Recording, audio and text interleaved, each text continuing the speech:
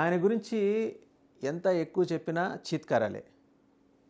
ఈయన గురించి ఎంత తక్కువ చెప్పుకున్నా విపరీతమైన ప్రేమ, ఆదరణ. భారత భూమిని రక్షించడానికి ఉద్భవించిన యుగ పురుషుడని చెప్పి దేశం మొత్తం కీర్తిస్తుంది. ఇవాళ 1971 నాటి ఎయిర్ బేస్ త్రిపురలో అగర్తలా కాకుండా ఇంకోటి ఉంది ఎయిర్ బేస్, కైలాసహారం అని ఎయిర్ బేస్ పేరు. దాన్ని డెవలప్ చేయాలని చెప్పేసి భారత ప్రభుత్వం నిర్ణయించింది. ఎందుకు? సిలిగిరి దగ్గర మనకి దానికి దగ్గరలో ఉన్న బంగ్లాదేశ్లో ఉన్న 1931 నాటి world war II air base, Britishers ఉపయోగించిన ఎయిర్ బేస్ ఒకటి ఉంది. లాల్ మొనీర్ హట్ డిస్ట్రిక్ట్లో, బంగ్లాదేశ్లోని లాల్ మొనీర్ హట్ జిల్లాలో less than 20 kilometres from the Indian border, భారత సరిహద్దులకు 20 కిలోమీటర్ల దూరంలో ఉంది. ఆ ఎయిర్ బేస్ని డెవలప్ చేసుకోవటానికి మొహమ్మద్ యూనస్ అనే ఒక టెర్రరిస్టు తాత్కాలిక ప్రధానమంత్రి లేదా చీఫ్ అడ్వైజర్, ఆయన పెద్ద టెర్రరిస్ట్ ముఠా ఉన్న చైనా కలిగి ఉన్న చైనా ప్రీమియర్ జీ జిన్పింగ్ దగ్గరికి వెళ్ళాడు. పీపుల్స్ లిబరేషన్ ఆర్మీని మొత్తం ఆయన కంట్రోల్లో ఉంటుంది అని ఆయన భావిస్తుంటాడు. కానీ దాంట్లో కూడా తిరుగుబాటు వచ్చి, మేమేమి నీతో సహకరించేది లేదు, నువ్వు పిచ్చవేషాలు వేస్తున్నావు జీ జిన్పింగ్, నువ్వు నీ తీరు మార్చుకోకపోతే నేను ఈ దేశం నుంచి బహిష్కరించడం, ఉరేయడం చేస్తాం అని చెప్పి వాళ్ళు స్వీట్ వార్నింగ్ ఒకటి ఇచ్చేశారు జీ జిన్పింగ్కి. ఇప్పుడు అలాంటి పూర్తిగా తలకు మాసిన వాడి దగ్గరికి వెళ్ళాడు ఈయనమాట. ఈయన అంటే ఎలాంటి దరిద్రంలో కొట్టుకు వస్తున్నదో బంగ్లాదేశ్ టెర్రరిస్ట్ ప్రభుత్వం అనే దానికి ఇది ఒక ఉదాహరణ. వెళ్ళి మేము భారతదేశాన్ని కొడతాం, మా దగ్గర ఒక స్ట్రాటజిక్ పాయింట్ ఉంది. ఎక్కడ అంటే మా దగ్గర బంగ్లాదేశ్లో ఒక జిల్లా ఉంది, లాల్ మొనీర్ హట్ అనే ఒక జిల్లా ఉంది. 1931లో వరల్డ్ వార్ II అప్పుడు బ్రిటిష్ వాళ్ళు ఒక ఎయిర్ బేస్ కట్టుకున్నారు. దాన్ని మీరు డెవలప్ చేయండి, మేము అడుక్కు తింటున్నాం కాబట్టి మా దగ్గర పైసలు లేవు కాబట్టి నీ దగ్గరకు వచ్చాం, మీరు డెవలప్ చేయండి, మీరు నేరుగా ఇన్వాల్వ్ అయినా పాకిస్తాన్ ఇన్వాల్వ్ చేసినా పర్లేదంటే, భలేవాడివా నువ్వు అంత దూరం నుంచి వచ్చావు బంగ్లాదేశ్ నుంచి, కాస్త కాఫీ టీ తాగు, ఉప్మా కూడా చేసి, వాళ్ళ ఉప్మాలు వేరేగా ఉంటాయి కదా, అవి చేసి పెట్టి తినిపించి పాకిస్తాన్ వాడిని కాంట్రాక్ట్ పెట్టిస్తాను ఇక్కడ, వాడు ఎయిర్పోర్ట్ నేను కడతాను, మేనేజ్మెంట్ అంతా పాకిస్తాన్ చూస్తుంది, మాకేంటి అని అడిగాడు. మాకేంటంటే నువ్వేమైనా చేసుకోవచ్చు ఇక్కడ, మేము అసలు మా దగ్గర గోచి గాపంచా రెండూ లేవు, నువ్వేం చేసుకున్నా పర్లా, నువ్వు చేసుకున్న డబ్బులతో మాకు పైసలు ఇస్తే మేము గోచి గాపంచా కనుక్కొని రోజు 2 పూటలు ఎంత తిని కలో గంజో తాగి బతుకుతాం అని మొహమ్మద్ యూనస్ ఇలాగా వంగి దండాలు పెడితే దానికి జీ జిన్పింగ్ అంగీకరించి అక్కడ ఎయిర్పోర్ట్, బ్రహ్మాండమైన ఎయిర్పోర్ట్, ఏ మాటగా మాట చెప్పాలి, పోర్ట్లైనా ఎయిర్పోర్ట్లైనా ఇన్ఫ్రాస్ట్రక్చర్ డెవలప్మెంట్ అయినా చైనా అల్టిమేట్, డ్యామ్స్ అయినా కూడా. ఎటొచ్చి వాళ్ళకి బొమ్మలు తయారు చేసి ఆయుధాలు కూడా బొమ్మల మాదిరి తయారు చేసి అవి ఫెయిల్ అయ్యేలా తెచ్చుకుంటున్నారు. PL-15 చూసాం, మన రాఫెల్ దెబ్బకి ఎగిరెగిరి ఖండాంతరాల్లో పడింది. అది దాని శకలాలు ఏరుకోవడానికి 5-6 దేశాలు విమానాలు గుర్రాలు వేసుకుని తిరుగుతున్నాయి ఎక్కడ పడ్డాయని. అది వాళ్ళ దరిద్రం, వాళ్ళ PL-15. సరే, అది పక్కన పెడితే పోర్ట్లు కట్టడంలో చైనాకున్న ఎక్స్పర్టైజ్ని మనం ఎక్కడా కూడా బీలిటిల్ చేసి చూడక్కర్లా. అందులో వాళ్ళ సాంకేతిక నైపుణ్యాన్ని మనం అభినందించి తీరాల్సిందే. శత్రు దేశం గొప్పతనాన్ని కూడా మనం గుర్తించాలి. ఎంతసేపు వాళ్ళ వెధవాయిత్వం గురించి మాట్లాడుకోవడమే కాదు, వాళ్ళ ఎక్స్పర్టైజ్ గురించి కూడా మాట్లాడుకోవాలి. చైనాకు ఆ ఎక్స్పర్టైజ్ ఉంది, అందుకని ఎయిర్పోర్ట్ కట్టడానికి. సరే, పాకిస్తాన్ ఎందుకు ఇన్వాల్వ్ చేస్తున్నారు? ఇక్కడ చాలామందికి డౌట్ వస్తుంది కదా. పాకిస్తాన్ ఇన్వాల్వ్ చేయడానికి గల కారణం ఏంటంటే, వాళ్ళేవో 4-5 టెర్రరిస్ట్ క్యాంపులకు సంబంధించి అక్కడ లోపల బంకర్లే కట్టుకుంటారో, పెద్ద పెద్ద హాల్సే కట్టుకుంటారో, దాని వెనకాల in the guys of airport ఆ లోపల ఇప్పుడు ఆ 9 క్యాంపుల్ని మనం ధ్వంసం చేశాం కదా, జైషే మొహమ్మద్, అలాగే లష్కర్ ఎ తోయిబా, హిజ్బుల్ ముజాహిదీన్, ఐసిస్, హమాస్, ఇంకా ఇలాంటి క్యాంప్స్ చాలా ఉన్నాయి, ఈ టెర్రరిస్ట్ గ్రూపులు. వాళ్ళందరికీ ఇక్కడ ఆశ్రయం కల్పిద్దాం. పాకిస్తాన్లో వాళ్ళకి ఎట్లా ఇక్కడ మంచినీళ్ళు కూడా దొరకట్లేదు, ప్రధానమంత్రి నరేంద్ర మోడీ పుణ్యమాని సింధు జిల్లాలో ఆపేసిన తర్వాత అక్కడ నెర్రలు ఇచ్చింది సింధు అంతా. సో వీళ్ళు తీసుకొస్తే ఇక్కడ ఒక గ్లాసు నీళ్లు, పొద్దున్నే ఇంత ఉప్మా పెడితే ఏదో బతుకుతారు, జీవనం వెళ్ళదీస్తూ టెర్రరిస్ట్ పాఠాలు నేర్పించుకుంటూ కొత్తగా టెర్రరిస్టులు తయారు చేసుకుంటూ ఉంటారు. సో అందుకని పాకిస్తాన్ కాంట్రాక్ట్స్ ఎగిరికి అంతేసి మరీ వచ్చాడు మొహమ్మద్ యూనస్. ఒక ఆబ్బాయిల్ లెక్క నీకే ఇన్ని తెలివితేటలుంటే నీకు నీ దేశ విముక్తి, బంగ్లా విముక్తి చేయించిన మాకెంత ఉండాలి, అదేంటనేది ఈయన చేసి చూపిస్తున్నారు. ఇప్పుడు అఫీషియల్గా అనౌన్స్మెంట్ వస్తుంది షార్ట్లీ. ఏంటంటే, ఈ కైలాసహార్ అనేది ఎక్కడుంది?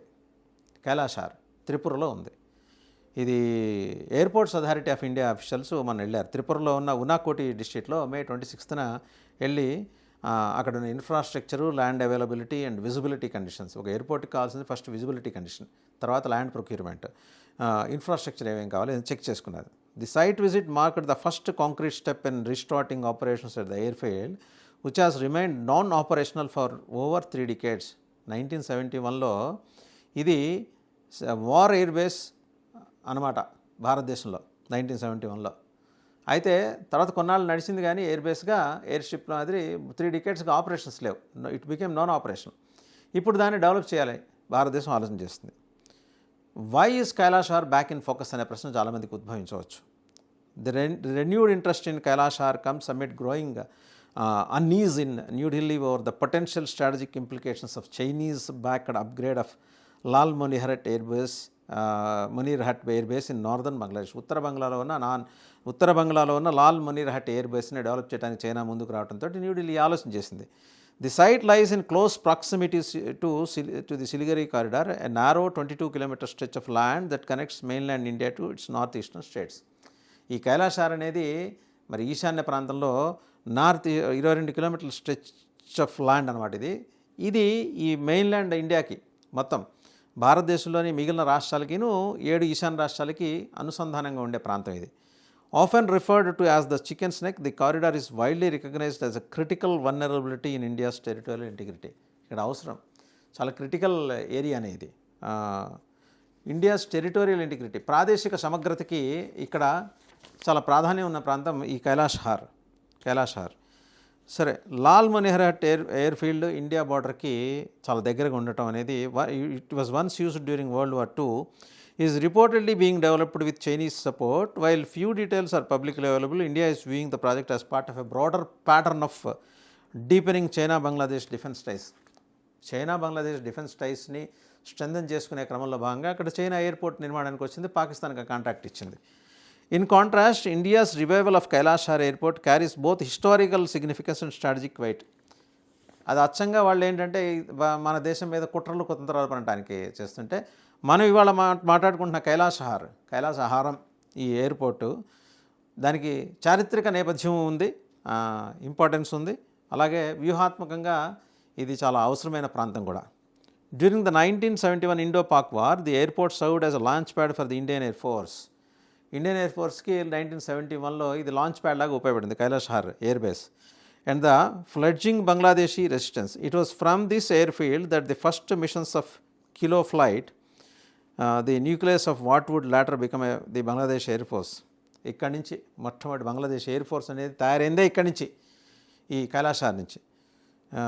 సివిలియన్ ఎయిర్ క్రాఫ్ట్ని రిట్రోఫిట్ చేసి మరి కాంబాట్ ఆపరేషన్స్కి ఉపయోగించింది కూడా ఇక్కడి నుంచే. సో ఇక్కడ ఇది చాలా ఇంపార్టెంట్ అనమాట. సరే, త్రిపుర కరెంట్లీ రిలైస్ అనే సింగిల్ మేజర్ ఎయిర్పోర్ట్ అగర్తలే ప్రస్తుతానికి త్రిపురకు ఉన్నది. Recommissioning Kailash airport will not only strengthen regional connectivity but also enhance logical preparedness in a sensitive frontier region. చాలా సున్నితమైన ఒక ప్రావిన్స్ ఇది, బంగ్లాదేశ్కి అత్యంత సమీపంలో ఉన్న భారత ప్రావిన్స్. ఇక్కడ దీన్ని డెవలప్ చేయడం అనేది వ్యూహాత్మకంగా మనకు అవసరం.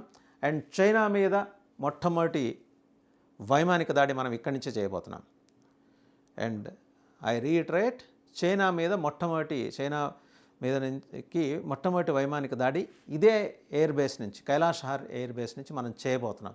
దానికి తగ్గట్టు ఎయిర్పోర్ట్ నిర్మాణ రూపకల్పన జరుగుతుంది. India has so far refrained from making any official comments on China's reported involvement in the Lalmonirhat air base. వాళ్ళు అక్కడ డెవలప్ చేస్తున్న, చైనా పాకిస్తాన్ కలిసి డెవలప్ చేస్తున్న లాల్ మునీర్హట్ ఎయిర్ బేస్ ఇప్పుడు ఎలా ఎయిర్పోర్ట్గా రూపాంతరం చెంది ఉగ్రవాదులకి కేంద్ర స్థావరం కాబోతుందో, మన ఇండియన్ ఎయిర్ ఫోర్స్కి ఇది కేంద్ర స్థావరం. బంగ్లాదేశ్ కానీ, చైనా కానీ, పాకిస్తాన్ కానీ ఏమన్నా పెచ్చ వేషాలు వేస్తే 500 kilometers 400 kilometers లక్ష్యాలను ఛేదించగల Akashteer air defence system, Rafale S-400 already మన దగ్గర ఉన్నాయి. అండ్ త్వరలో పాశుపత కూడా రాబోతోంది. సో బంగ్లాదేశ్ని భుజం మించి తుపాకీ పేల్చాలనుకునే ఈ డ్రాగన్కి చుక్కలు కనబడతాయి. చుక్కలు కనపడటానికి వీలు లేకుండా చైనా కళ్ళు పేలిపోయినా ఆశ్చర్యపోనక్కర్లేదు. అది జరగబోతోంది. మనం యుద్ధం ఇక్కడి నుంచే చేయబోతున్నాం బంగ్లాదేశ్ మీద. ఇది for sure it's going to happen.